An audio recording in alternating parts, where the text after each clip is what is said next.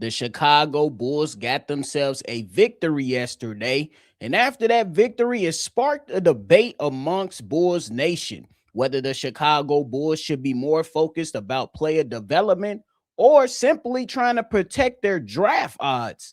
Yeah, I know I'm gonna get my thoughts on that one. And then in today's show, we're gonna talk about Montes Buzelis joining elite company in his performance yesterday versus the Memphis Grizzlies. Y'all know we're gonna talk about it, break it all down, but you gotta hear the music first.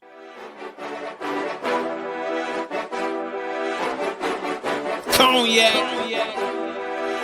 gang.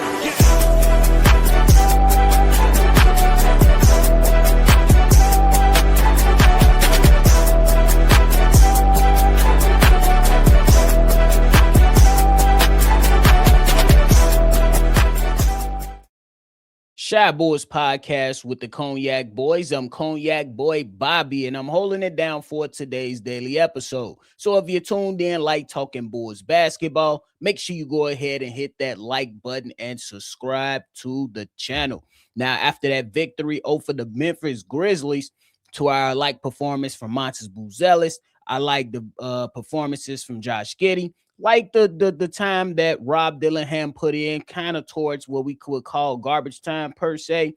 And then I also like the game of Leonard Miller as well, even though we've seen prior to yesterday's games, those two games before yesterday, I think he performed a lot better. But one thing that has been going around in Bulls Nation is the conversation of player development and protecting draft odds, which is an interesting conversation to say the least. But I think it's one that needs to be had around Bulls Nation, and for me to give my thoughts on the whole thing. When we talk about player development, we want to see Montes Buzelis continue to ascend. You want to see Josh Giddey, continue to ascend and kind of stabilize that stuff in the stat sheet per se mentality for him. Then looking at some of the other guys, Leonard Miller, looking at Rob Dillingham, looking how Trey Jones can come in and work with these guys, checking out some of the bigs like Buzelis and Nick Richards, and pretty much so on and so forth. But there's a thing that's going on that has people up in arms, at least on one side of the aisle, while the other side is saying, look, man, no one really gives a damn. But I think there is a silver lining between a lot of it. And I think that both sides have a right to feel where they, I think, it's no issue with feeling like the Bulls should be trying to get the best draft picks. But here's my stand on it. While the Bulls could be trying to go and get the best draft odds there, I said it like a week ago.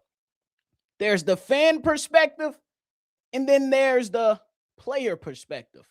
From the fan standpoint, we go on Tankathon, we look at certain things and saying that the Chicago Bulls are still ninth in the lottery standing with a 20% chance to move into the top four, and then could potentially have a chance at getting a number one seed. That's the fan perspective. And then we're looking at the Milwaukee Bucks, who the Bulls are just a half game ahead of them in the standings, and how that percentage can go from 20% down to 13%, and that 4% for getting in the top one, for getting a number one seed, goes down from 4% all the way down to, I believe, one or something like that, or really, it lessens it a lot. So that's the fan perspective, and it can be a lot of fun. But my position is the players don't give a damn. They don't care. And that's just what the reality is. I don't think there is a belief for people to be going back and forth or, name calling and shit like that. That's just not how I'm going to roll. I always tell people to fan how you're going to fan. Do what you're going to do. But me, I said it plenty of times. They went on this quote unquote soft tank. But again, I would never apologize for winning. I would never apologize for winning, especially when I'm looking at guys who I really want to flourish for my Chicago Bulls, and Montes Buzelis continue to do the things that he's been doing. And when it comes to guys like Josh Giddey, who has been putting on a show for the last few games for the Chicago Bulls, and it looked like those two guys are working well with each other. It's looking like Leonard Miller being in the lineup has been working well with each other. And let's keep it a buck. If you go out there and tell guys to not give a damn and develop this loser mentality, it can affect the team longer than what we already feel like this team is affected at. We already feel like it's going to be a 3, 4, 5 year type of thing. It could potentially last longer to get the stench off of you if you go out there and try to embrace a loser mentality. That's just my personal opinion on it. Again, I never tell people how to fan, but I'm not going to be up in arms if the Chicago Bulls, these players, say to hell with those picks and go out there and try to win basketball games. I told plenty of people during the live calls, even showing up here just to record an episode.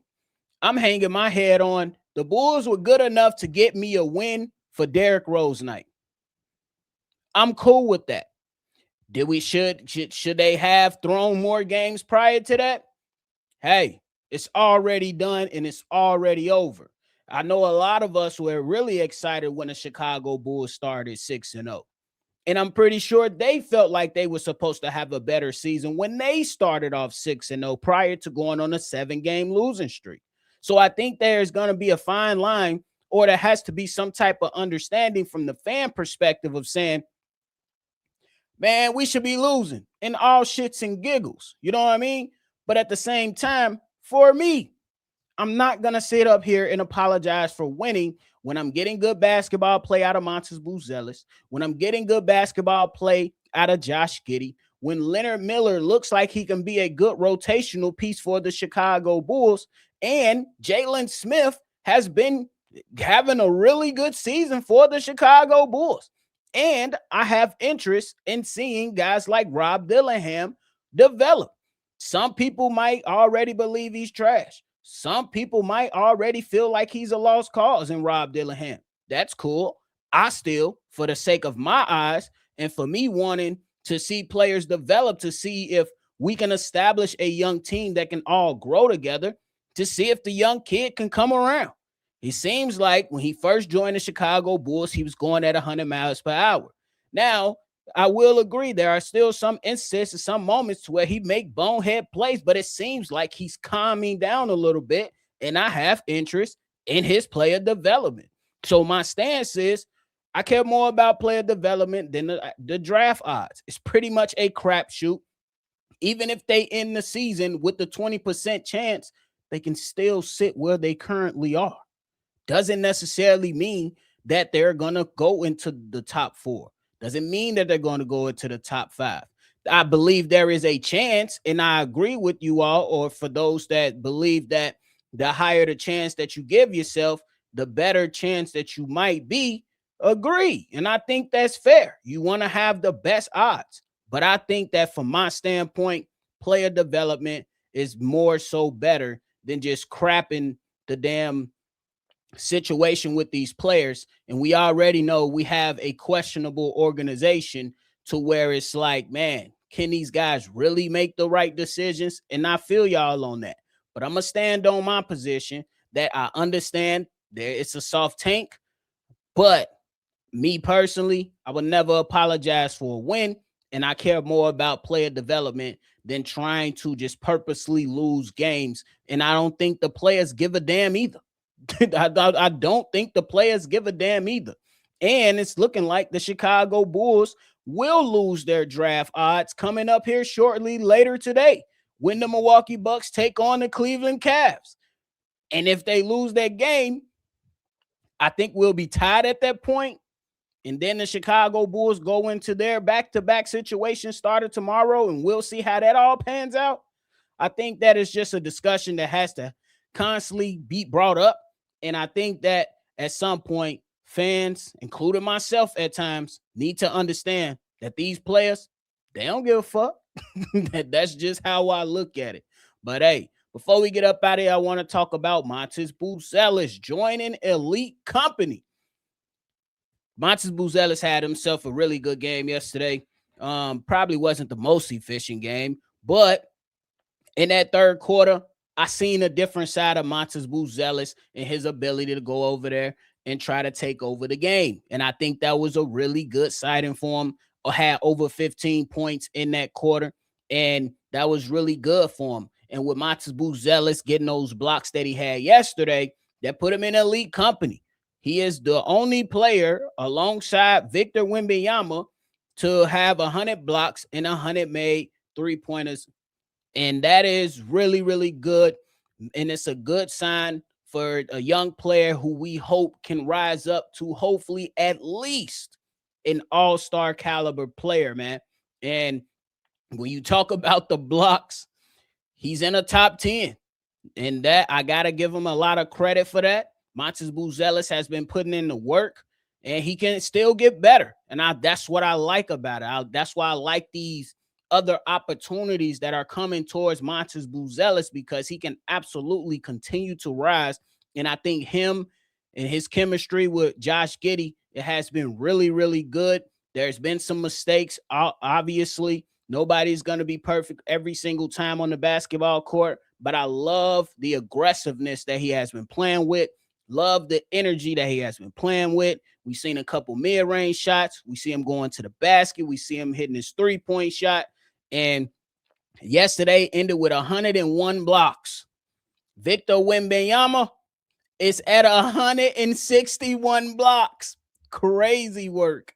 Leading the whole pack in the shot blocking department. And for Matas Buzelis, man, last 10 games for him, 22.6 rebounds, shooting 46% from the field and 36% from the three, and averaging about a block a game, a little bit over a block a game, which is really, really good. And I like that, coming along as a good two-way player. And he can just continue to get better, man. And that's stuff that we need to see. That's stuff that we want to see. And I hope that Matas Buzelis can continue his trend upward. There are some people out there that believe that March basketball is a complete waste of time. I don't view it that way. I think that anytime you got to go out there, depending on the player, I think they understand what's at stake. And I think those guys take the game seriously, for not everybody, but most of the players. And I believe Matas Buzelis is a guy has taken on a challenge from Coach Billy Donovan to go out there and really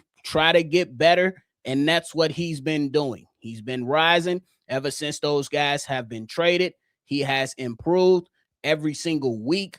And let's see how he finished the season. I hope this is a way that he can end the season on a very, very high note. Go in, have a meeting with head coach Billy Donovan, and then go out there and work on some things that'll help his game get better. That's working on that left hand. That's working on that dribble. That's all of the above, and being able to stay strong and stay fluid as a defender as well. So shout out to Matas Buzelis, man. Shout out to Matas Buzelis. But hey, that is it for me today, y'all. I appreciate y'all for tuning in to another episode of Shy Bulls Podcast. Let me know how y'all feeling about the whole player development and the draft odds take. I know there's going to be some people that's on the side of, man, we got to get the best odds. We need a Cam Boozer. We need a Darren Peterson. We need a AJ. I understand that. But let's try to find a fine line of understanding the player development side too, because there are still players on this team that we need to see develop. And hopefully this front office can get their head out of their backside when just selecting somebody. That's just what it really comes down to. Can they select the right person if they were given the, you know what I'm saying, a top pick out? Let's just say if they landed at 7, because that seemed like that's a lucky number for us. Can they select the right person? That's all that should matter right now. I know we have a chance to go into the top 4 with the percentages, but nothing is guaranteed. And I don't think that the players should have to suffer for the sake of the front office finally deciding that they wanted to go on a tank run. Just my opinion. That's it for me, man. Make sure y'all always see red. And y'all already know, man. I'm going to catch y'all on the next one for sure. Peace. Cognac. Gang.